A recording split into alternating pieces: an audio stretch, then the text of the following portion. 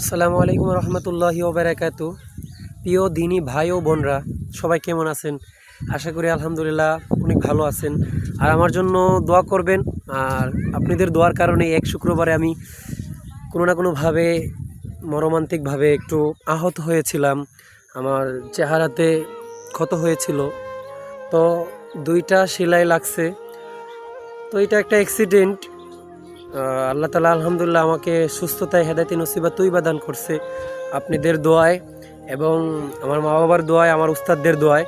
তো আলহামদুলিল্লাহ এখন আমি অনেকটা সুস্থ আছি।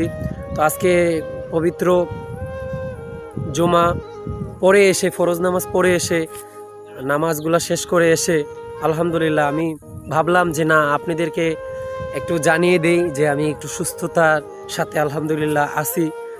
আর দোয়া করবেন যেন আল্লাহ তালা পরিপূর্ণভাবে আমাকে সুস্থতায় হেদায়েত নসিবা তৈবা দান করে। তো আপনাদের কাছে দোয়ার দরখাস্ত, আর আমিও দোয়া করি আল্লাহ তালা আপনাদেরকেও কবুল করুক এবং বিভিন্ন ফেতনা ফাসাদ অসুস্থতার থেকে আল্লাহ তালা যেন আপনাদেরকে সুস্থতায় হেদায়েত নসিবা তৈবা দান করে। ওকে, আসসালামু আলাইকুম রহমতুল্লাহি ওয়া বারাকাতুহু।